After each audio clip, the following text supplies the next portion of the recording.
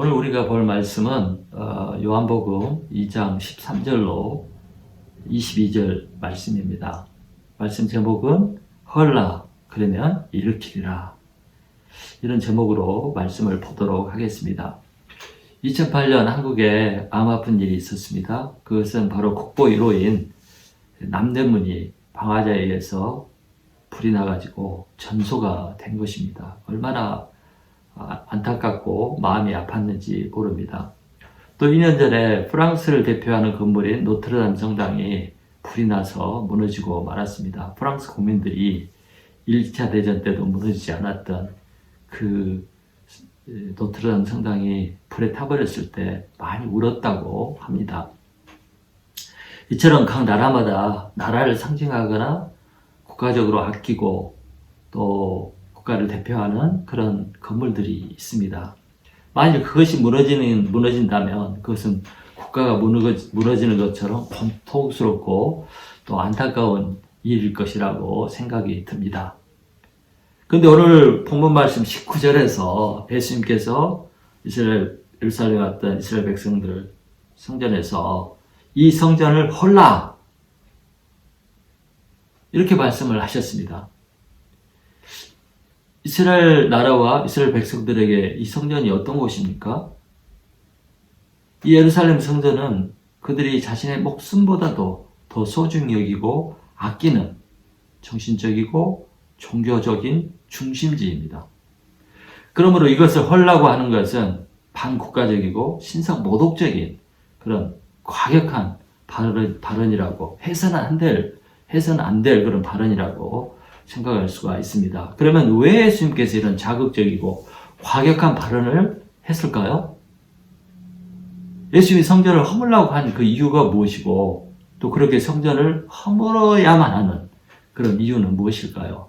그런 점에 대해서 오늘 말씀을 통해서 보고 나누려고 합니다. 자, 여러분 14절에서 16절을 이렇게 보시기 바랍니다. 그동안 갈릴리 지역에 있었던 예수님께서 6월절 명절이 오니까 예루살렘에 올라가게 되었고 예루살렘 성전에 들어가게 되었습니다. 예수님은 성전 안에 들어갔다가 성전 안에 짐승을 파는 사람들과 돈을 환전하는 사람들을 보고 또 소와 양과 비둘기가 있는 것을 보았습니다. 이처럼 성전 안에 이제 소, 양, 비둘기가 있는 이유는 이스라엘 백성들이 제사 지낼 때 이 제물을 드려야 되는데 그들이 집으로부터 그걸 가져올 수 없기 때문에 성전에서 그걸 사서 하나님께 제사를 드릴 수 있었습니다. 그래서 편의를 제공한 것입니다. 소는 부자들이 드렸고 양은 보통 사람들이 드렸고 비둘기는 가난한 사람들이 제물로 사용을 했습니다. 그래서 성전 제사장들이 이 편의를 이렇게 제공을 한 것이죠. 또 한쪽에는 돈을 환전하는 사람들이 있었습니다. 그 당시 사용하는 동전은 로마 화폐였는데 로마 화폐는 시저 형상이 새겨져 있기 때문에 하나님께 바칠 수가 없었습니다. 성전세를 드려야 하는데 그래서 환전사들이 로마 화폐를 유대 화폐로 이렇게 바꾸어서 그들이 성전세를 낼 수가 있었습니다. 그것도 편의를 제공한 것이죠. 그러므로 성전 안에 이런 짐승들이 있다거나 또 환전상이 있다거나 이것이 그렇게 무조건 나쁜 것이라고 볼 수는 없는 것입니다. 그런데 예수님께서 노끈으로 채찍을 만들어 가지고 양과 소를 다 쫓아내버렸습니다. 그 다음에 비둘기 파는 사람들에게는 이 비둘기를 들고 나가라고 명령을 했습니다. 그런 다음에 또 돈 바꾸는 사람들의 돈을 테이블에서 상에서 다 쓸어버리고 그 다음에 그 테이블을 뒤집어 엎어버렸습니다. 예수님 원래 나이스하고 친절하고 온유하고 품위가 있는 그런 분이신데 오늘 모습을 보면 완전히 무슨 이런 무슨 조폭 같고 아니면 뭐 화가 치밀어서 그 화를 절제하지 못하는 그런 모습을 이렇게 볼 수가 있습니다. 그러면 여러분 왜 그렇게 나이스한 그 예수님이 이처럼 과격한 행동을 했을까요? 예수님은 그 이유를 이렇게 설명을 했습니다. 자, 16절 뒷부분을 보십시오. 16절 뒷부분. 내 아버지 집으로 장사하는 집을 만들지 말라. 여러분, 장사가 무엇입니까? 물건을 사고 파는 거. 그것이 장사죠. 사업이죠. 그러면 사업의 목적은 뭡니까? 사고 팔아서 돈을 버는 것이 그 목적입니다. 그런데 이 하나님의 집, 이 성전이 물건을 사고 팔아서 돈을 버는 그런 비즈니스 하는 장소가 된 것입니다. 여러분, 성전은 절대 장사하는 곳이 아니죠. 성전은 절대로 인간 개인의 어떤 물질적인 세상 이익과 인간의 욕심을 이루기 위해서 세워진 그런 상업장소가 아닙니다.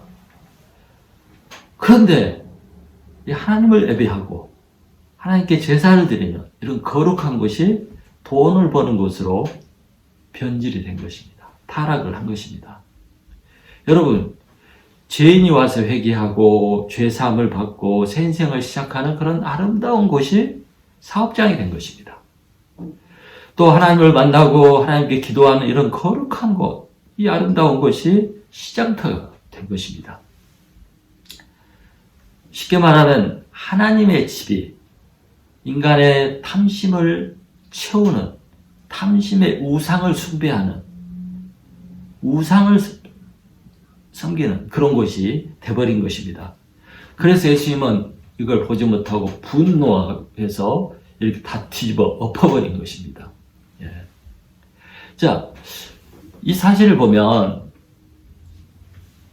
우리가 다니고 있고 우리가 섬기고 우리가 사랑하는 교회, 이 교회가 어떤 곳이 되어야 하는지, 어떻게 되어야 하는지 이런 사실을 정확하게 말해주고 있습니다. 교회는 구약적으로 말하면 제사 드리는 곳입니다. 신약적으로 표현하면 예배 드리는 곳입니다. 교회는 오직 하나님을 섬기고 영혼을 구원하기 위해서 예배하고 일하는 그런 곳입니다. 영혼을 섬기고 영혼을 구원하는 이런 사역에서, 이런 목적에서 벗어난다면 그 교회는 목적을 상실한 것이고 존재의 의미가 없는 것입니다. 중세시대 때, 우리가 말하는 암흑시대, 중세시대 때 정말 그 당시 가톨릭 교회는 영혼 구원보다 돈을 모으는 사업을 했습니다. 돈으로 다 모았습니다. 지금도 이단들은 그 목적이 철저히 돈을 모으는 사업의 수단으로 이단을 세워서 이런 이단의 일을 하고 있습니다. 그래서 엄청난 부를 쌓죠. 교회가 타락하면 이런 현상이 일어납니다. 교회와 목사와 성도가 영혼 구원과 하나님을 예배하는 것을 목표로 하지 않고 교회를 이용해서 정치를 하거나 교회를 이용해서 세상적인 목적을 이루려 하거나 또 교회를 통해서 자신의 영광과 세상 명예를 이루려 한다면 그것은 교회를 장사하는 곳으로 만든 것입니다. 하나님의 집, 하나님의 교회가 비즈니스 장소가 되는 것이죠. 결국 하나님을 이용해서, 교회를 이용해서 자기 사업을 한다고 볼 수가 있습니다. 자, 여러분, 예수님께서 지금 이런 교회의 모습을 보신다면 어떻게 하실 것 같습니까? 예루살렘 성전에서 했던 것처럼 예수님께서 다 엎으시고 다 쫓아내고 뒤집어 엎고 그러지 않겠습니까? 분노하고 마음 아파하고 그러지 않겠습니까? 그런데 이렇게 예수님께서 분노하고 뒤집어 엎고 다 쫓아내는 것, 이것은 작은 경고에 불과합니다. 작은 경고.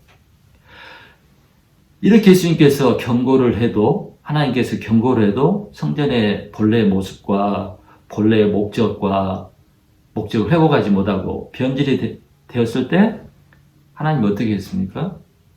성전을 헐어버렸습니다. 성전을 헐어버렸습니다.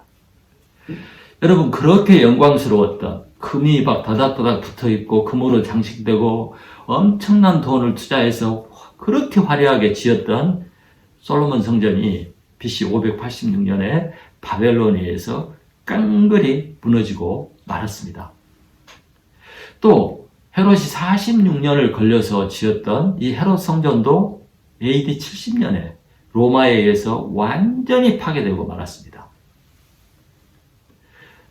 유대인들이, 유대 종교 지도자들이 그렇게 신성시하고 아끼고 사랑했던 그 성전을 하나님이 허물어 버리신 것입니다. 이스라엘 백성들과 종교 지도자들과 이 나라가 회개하지 않았을 때 하나님은 그 아름답고 거대하고 영광스러운 성전을 파괴해버렸는데, 이것은 그 성전이 존재의 목적과 또 존재의 의미를 상실했기 때문입니다. 쓸모가 없게 된 것입니다. 존재의 목적을 상실하면 그건 고장난 것이고, 고장난 것은 고치다가 안 되면 쓰레기통에 버리게 되는 것처럼 하나님께서 허물어 버린 것입니다.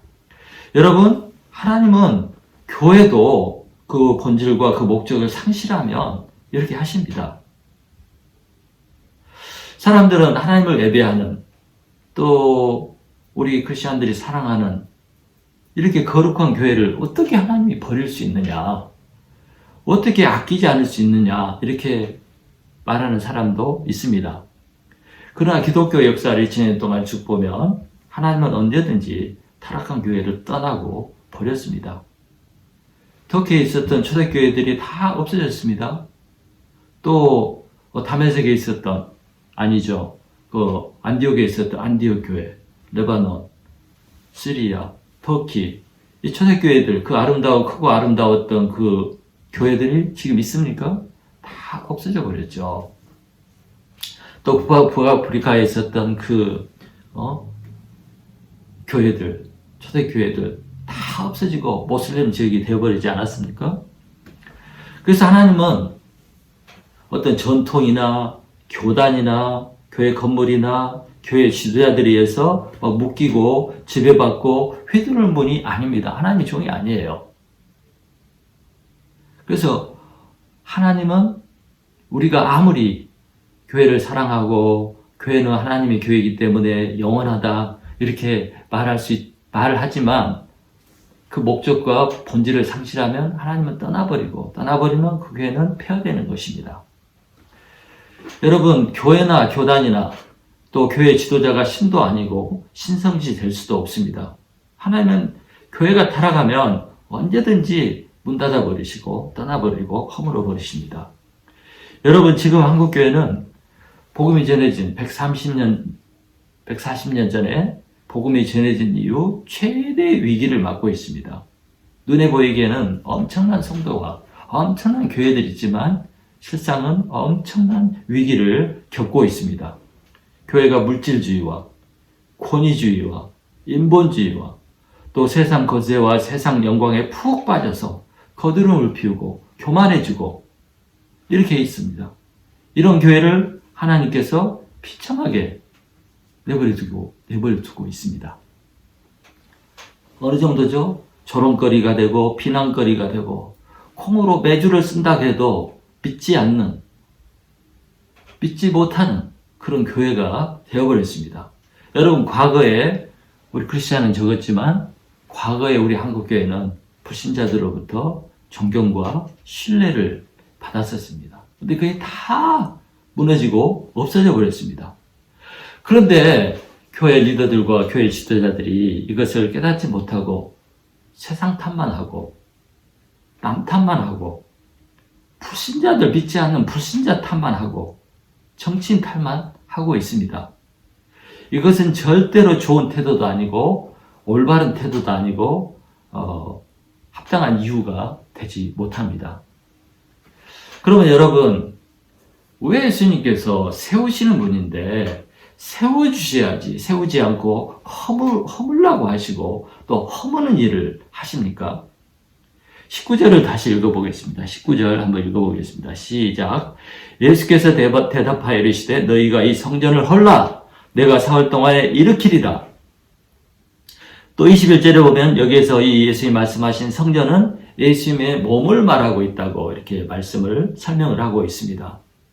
그래서 이 말씀은 예수님은 자신을 너희들이 죽이면 내가 사흘 만에 다시 부활할 것이다 하는 이런 뜻으로 말씀하신 것입니다.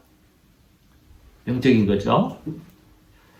근데 예수님이 하신 이 말씀 속에 타락한 종교, 소망이 없는 종교, 부패해서 무너져가는 종교, 곧 교회.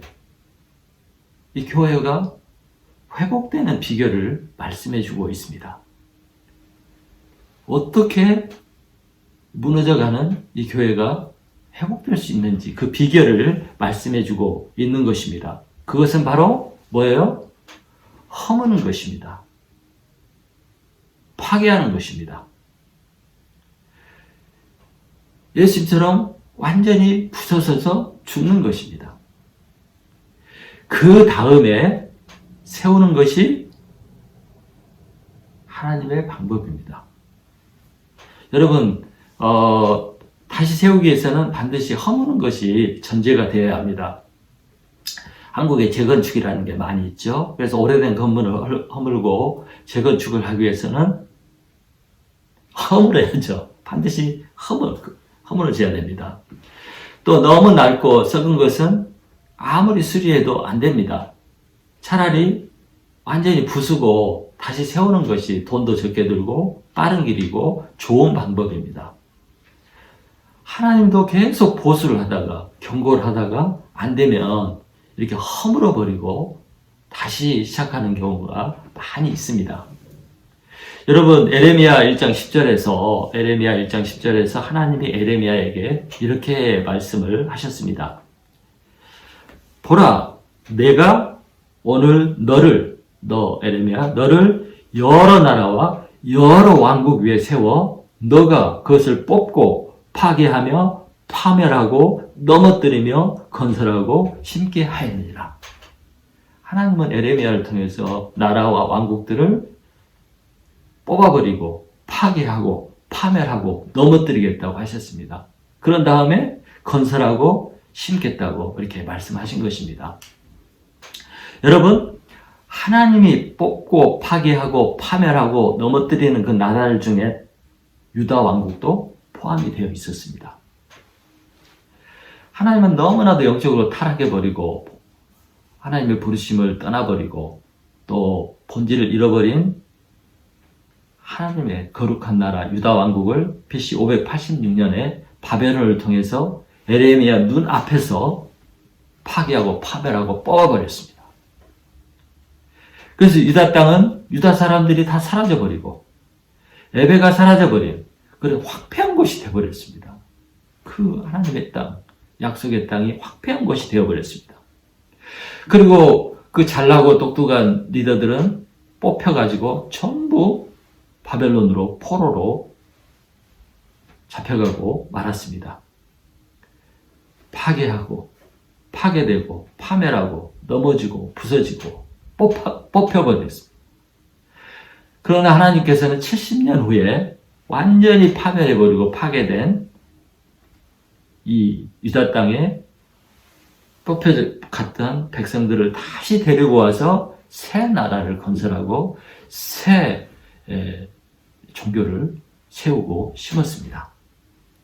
여러분, 파괴되고 파멸하고 무너뜨려져야 새로 건설할 수가 있는 것입니다.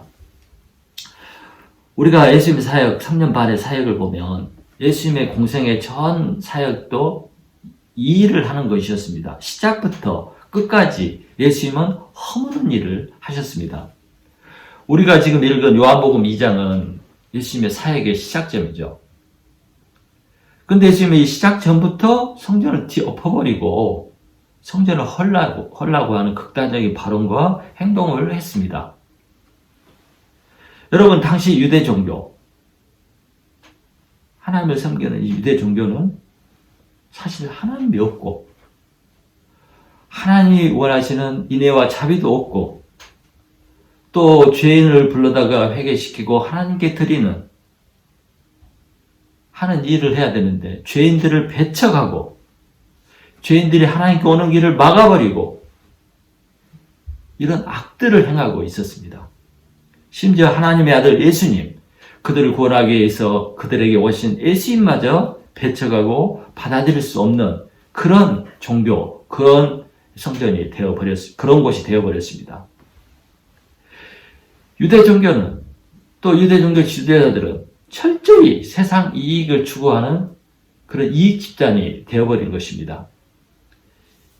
예수님은 이렇게 인애와 자비를 버려버리고 율법으로 굳어버리고 위선과 욕심으로 가득 찬 유대 종교와 유대 종교 지도자들을 끊임없이 시작부터 끝까지 꾸짖고 도전하였습니다. 결국 예수님은 이렇게 함으로써 당시 종교 지도자들과 유대 종교에 도전을 하고 개혁을 하다가 사형 선고를 받고 죽게 된 것입니다.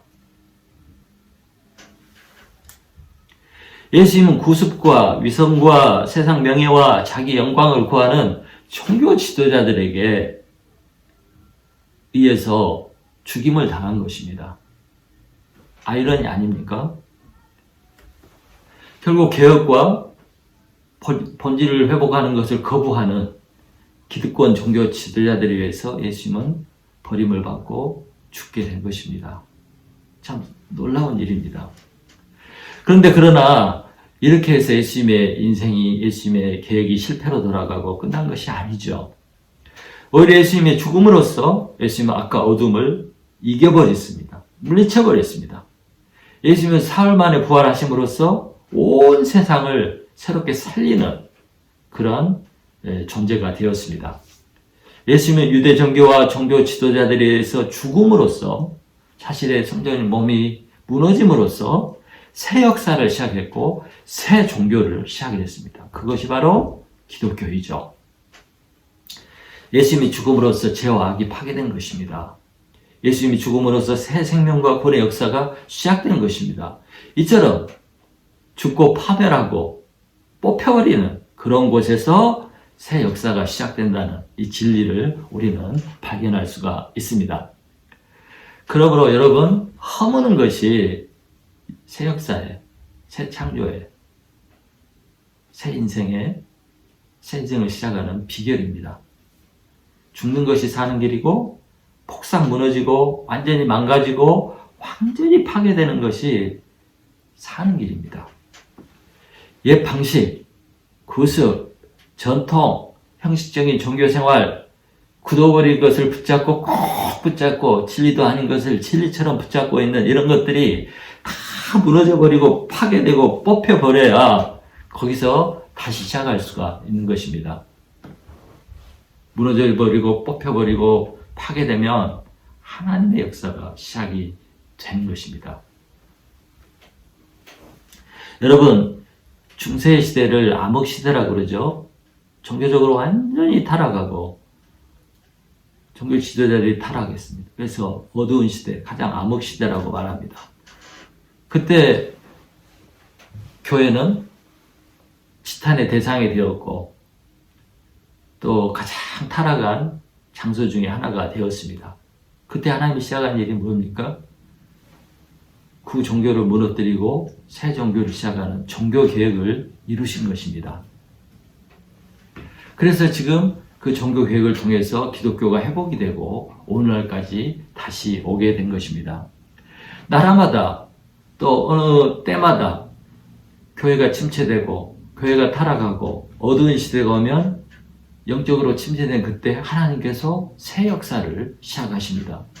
1904년에 영국 웨일스에서 영국이 영적으로 침체되었던 그때 웨일스 부흥운동이 일어났습니다. 이 부흥운동이 유럽뿐만 아니라 이 아시아와 아프리카와 온 세계로 퍼져나갔습니다. 뿐만 아니라 미국에서도 1906년에 캘리포니아 LA죠. 그 아주사 거리에서 부흥운동이 일어나고 오순절 다락방과 같은 새 역사가 시작됐습니다. 이들의 이 부흥 역사로 말미암아 이 부흥의 역사가 아시아, 심지어 한국에도 들어오고 또 이게 유럽에도 가고 아프리카에도 가고 가장 활발하게 역사가 일어났던 것이 남미입니다. 그 가톨릭이 완전히 미신적으로 타락하고 형식적으로 되어버리고 전혀 신앙적이지 못한 그 가톨릭이 지배하는 남미에 이 새로운 부흥운동이 들어가서 엄청난 새 역사가 시작되었습니다. 교회가 몇십만 명 교회, 수십만 명, 수백만 명이 회개하고 돌아오는 그런 부흥의 역사가 일어났습니다. 한국에서도 1907년에 평양 대붕이 일어나서 한국의 놀라운 그 어두운 시대 때 부흥의 역사가 있었고, 이것이 만주에까지 가서 만주의 부흥운동도 일어났습니다.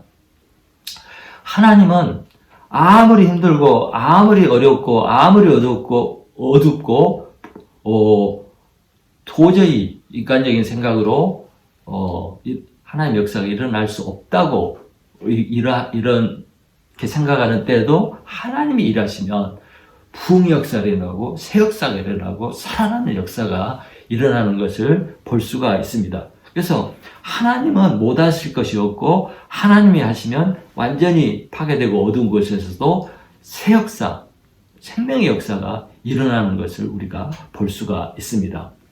무엇보다도 깡그리 무너지고 완전히 소망이 없다고 하는 그때 하나님께서 교회와 세상에 새 역사를 시작하시는 것입니다. 그러므로 여러분, 교회의 침체와 교회의 쇠퇴하는 것에 대해서 세상을 탓하거나 환경을 탓하거나 세상을 핑계할 수가 없는 것입니다. 뭐가 잘 안 되면 불신자들을 탓하고 정치인들을 탓하고 환경을 탓하는데 그건 잘못된 것입니다. 여러분, 교회가 부흥이 안 되고 쇠퇴하고 뭐가 교회가 잘못되었다면 그 문제는 교회에 있는 것이지 세상에 있는 것이 아닙니다. 그 문제는 그 교회의 일원인 성도들과 또 교회를 지도하는 교회 지도자들에게 있는 것입니다. 바로 우리에게 있는 것이죠. 우리가 그래서 교회가 어려워지고 교회가 쇠퇴하고 이러면 그렇게 우리가 문제를 인식하고 그걸 받아들이고 우리가 해야 할 일이 무엇인가 알고 새롭게 시작하는 것입니다. 그것이 뭡니까? 허무는 것입니다. 허무는 우리 교회 안에 있는 잘못된 것을 허물어 버릴 때 교회가 회복되고 다시 살아날 수 있다는 것입니다. 여러분, 근데 이 허무는 일은 지금 이제 이스라엘 성전 이야기를 했고 또 우리 교회 이야기를 했는데, 교회와 성전에만 해당하는 것이 아니고 이 허무는 일은 우리 개인에게도 해당이 됩니다. 우리가 새 삶을 시작하고 새 인생을 시작하고 하나님 앞에서 새 부흥이 내 안에서 일어나려면 무엇이 있어야 됩니까? 이렇게 하려면 내가 깨어지고 허물어져야 하나님께서 내 안에서 새롭게 세우는 역사가 시작될 수 있다는 것입니다. 그러면 내가 허물어지고 깨어지고 뽑히고 부서지는 것은 무엇을 말할까요? 그것은 바로 회개입니다. 회개. 회개란 뭐예요? 자신을 무너뜨리는 겁니다. 회개란 자아가 무너지는 것이고 깨어지는 것을 말합니다. 하나님 앞에 하나님 없이 세워진 옛 자아, 하나님이 없이 산 그 삶, 그것이 죽어버리는 것이, 죽이는 것이 회개입니다. 이스라엘 사람들은 어려움이 닥치면 이제 하나님 앞에 나갔습니다. 하나님 앞에 나가서 어떻게 했냐면 옷을 막 찢었어요. 옷을 찢고 머리를 풀고 그 재 있잖아요. 나무들이 타고 남은 그 검은 하얀 재를 뒤집어 쓰고 하나님 앞에 무릎을 꿇고 통곡을 하고 기도를 했습니다. 이것이 회개죠.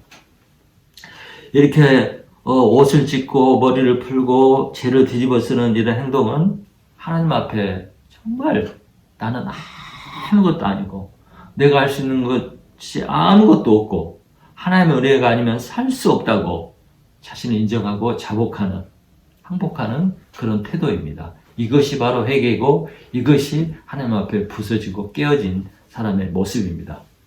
그런데 예수님은 더 깊이 말씀하셨습니다. 너희 옷만 찢지 말고 마음을 찢어라. 옷만 찢어도 되는 것이 아니라 진짜 마음을 찢고 고통하며 애통하고 회개하라는 그런 뜻입니다. 자신의 죄와 잘못을 마음으로 인정하고 그 지은 죄에 대해서 애통해하고 고통하고 마음 아파하고 슬퍼하는 것이 진정한 회개입니다. 그동안 지켜왔던 그 교만과 고집도 버리고 또 세상을 사랑했던 그 정과 욕심을 십자가에 못 박는 것, 이것이 진정한 회개입니다. 그런데 우리가 회개하지 않고 버티면 어떻게 됩니까? 우리를 사랑하시는 하나님은 우리의 자아와 고집과 그런 쓸모없는 집을 헐어버리기 위해서 끊임없이 우리를 훈련하시고 우리를 두드리시고 망치질을 하십니다. 그래서 하나님이 사무엘하 7장 14절에서 이렇게 말씀하십니다. 사람의 매와 인생의 채찍으로 우리를 징계하신다고 했습니다. 하나님이 몽둥이를 직접 들고 와서 우리를 때리는 것이 아니라 뭐라고 그랬어요? 사람의 매와 사람을 통해서 나를 괴롭히는 거예요.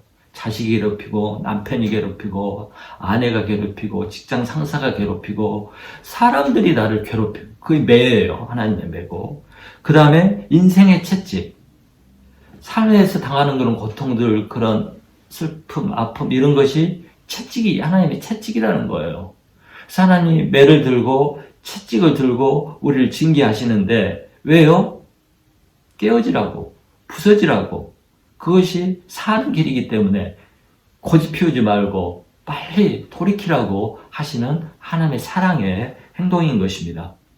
그런데 우리가 회개하고 부서지면 하나님은 내 안에서 나를 통해서 새 역사와 생명의 역사를 반드시 시작하시고 살리는 역사, 구원의 역사 이것을 시작하십니다. 여러분 베드로가 얼마나 자신만만했습니까?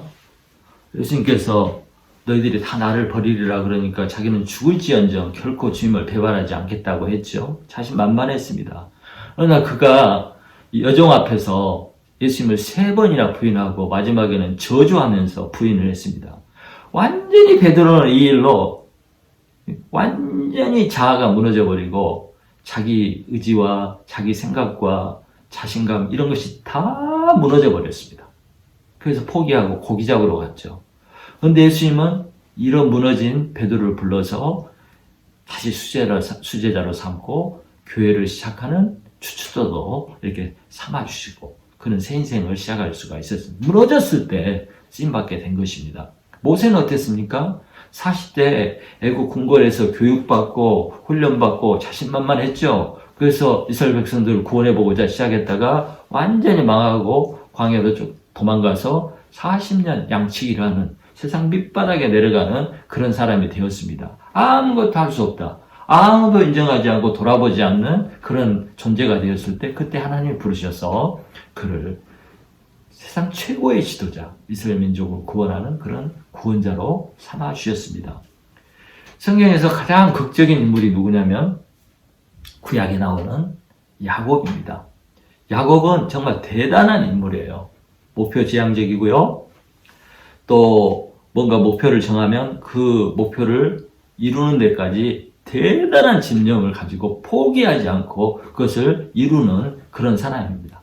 성실한 사람이고 열심히 특심해서 목표를 정하면 몸을 불살라서 사는 그런 사람이었습니다. 그러다 보니까 이기적이고 또 자기중심적이고 또 독하고 남을 배려할 줄 모르는 그런 자기중심적인 삶을 살았습니다. 결국 그는 그가 원하는 모든 것을 다 얻었습니다. 와이프를 사랑을 얻었고요. 자식을 얻었고요. 돈을 얻었고 명예도 얻고 다 얻었습니다.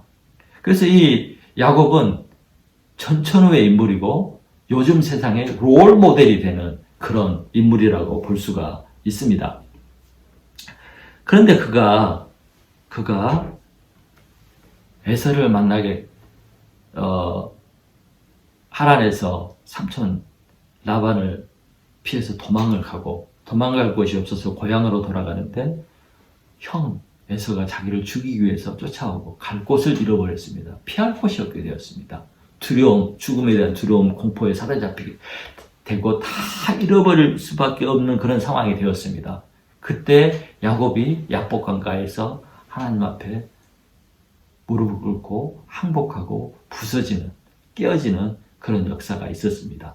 그때 비로소 야곱이 하나님을 만나고 그 사기꾼이라는 그 야곱에서 하나님의 사람, 이스라엘로 변화가 되고 그 인생이 하나님 앞에 높임을 받고 쓰임받는 인생이 되었습니다. 여러분, 사람들은 모두가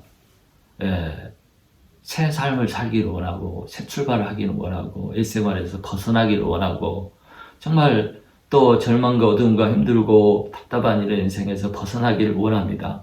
한마디로 하나님의 은혜가 필요할 때가 있습니다. 또 피곤하고 후회스러운 인생을 청산하고 새롭게 시작하고 싶은 그런 마음이 있습니다. 또 하나님의 새로운 역사가 나와 내 가정에 필요할 때가 있고 또 도움이 필요할 때가 있습니다.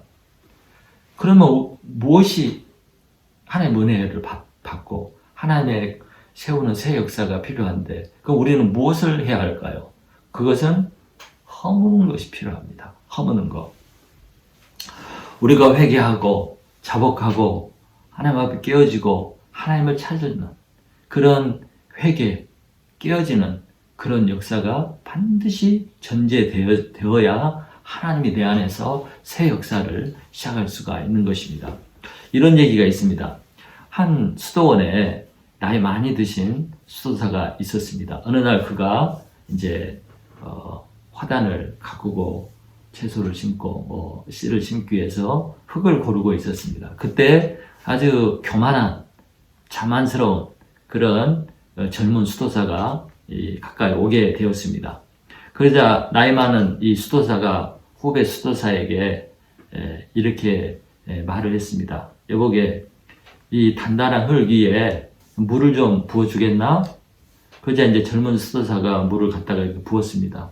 근데 물이 하나도 스며들지 않고 흘러서 딴 데로 가고 말았습니다. 그러자 이제 이 나이 많은 수도사가 이게 이제 도구를 가지고 땅을 파고 이제 흙덩어리를 이렇게 깨기 시작했습니다. 그리고 이 깨진 흙을 이제 고른 다음에 젊은 수도사에게 다시 물을 부어보라고 했습니다. 그랬더니 그 물들이 흘러가지 않고 그 흙 속에 잘 스며들었습니다. 이때 이제 나이 드신 수도사가 젊은 수도사에게 이렇게 말을 했습니다. 야, 이제야 흙 속에 물이 잘 스며드는구만. 이제 여기에 씨를 뿌리면 싹이 나고 꽃이 피고 열매를 맺을 거야. 사람도 마찬가지라네. 우리가 부서져야 씨를 뿌릴 수 있고 씨를 뿌리면 꽃이 피고 열매를 맺을 수 있는 거라네. 하면서 이 시청각 교육으로 이 나이 드신 수도사가 젊은 수도사의 그 자만심, 교만을 교훈해 준 것입니다. 사랑하는 성도 여러분, 정말 하나님이 우리에게 수없이 말씀하십니다. 회개하라고. 또 수없이 우리에게 경고를 하십니다.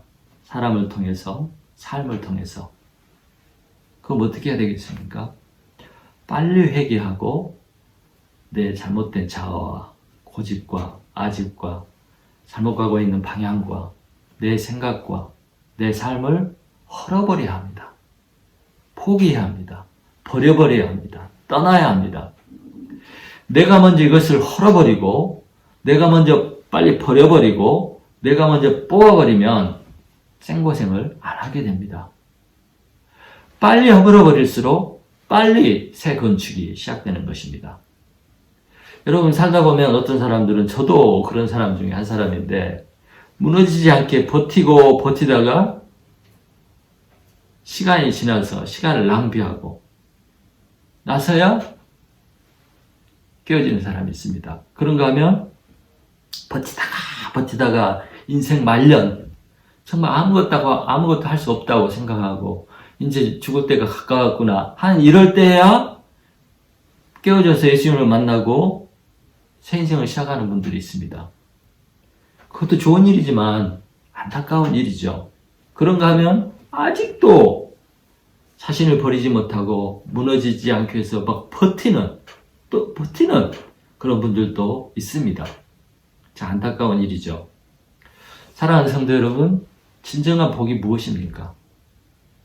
그것은 바로 허물어버리는 허무는 것이 복입니다. 또 내가 못 허물면 하나님이 나를 찾아오셔서 허물어버릴 때가 있는데 그것도 허물어지는 것이 복입니다. 안 허물어지려고 버티는 것이 복이 아니고 허물어져 버리는 것이 복입니다. 깨어지는 것이고 마음 아픈 것이 때로는 복입니다. 그래서 깨어지는 것이 좀 고통스럽고 힘들고 마음 아프지만 결국 이것을 통해서 예수님을 만나고 예수님이 내 인생에서 새 인생을 시작하는 새로운 인생을 건설하는 그런 축복이 이루어지는 것입니다. 여러분, 회개를 해야 됩니다. 회개. 이것이 너무너무 중요합니다. 오늘 예수님께서 우리에게 말씀하십니다. 헐어버리라. 그리하면 내가 일으켜 세우리라. 헐어버리라. 그리하면 내가 일으켜 세우리라. 이 말씀이 여러분 마음에 깊이 새겨지기를 바랍니다. 기도하겠습니다. 하나님 아버지, 우리 인간들은 태어날 때부터 고집스럽고 또 교만하고 또 가르침을 거부하고 변화되기를 거부하고 내 삶을 고집하는 그런 고집스러운 존재입니다. 또 회개하기를 싫어하고 일생활을 청산하기 싫어하는 어리석은 사람들입니다. 그러다가 버티다가 나중에 후회하고 잘못 살았구나 후회하고 왜 이렇게 살았나 후회하는 그런 후회를 많이 하는 것이 우리 인생입니다. 그런데 하나님께서 우리에게 찾아오셔서 우리를 회개하라고 하시고 헐어버리라고 하시고 또 우리 안에 새 역사를 시작하겠다고 하시는 참으로 좋으신 분이신 것을 감사합니다. 하나님 아버지, 우리를 도와주시옵소서. 빨리 허물고 회개하고 내 안에 새 인생, 새 역사가 시작되고 하나님께 쓰임받는 그런 존재들이 될 수 있도록 역사하여 주시기를 간절히 기도합니다. 예수님 이름으로 기도하였습니다. 아멘. 한 주간 동안 잘 지내시기 바랍니다.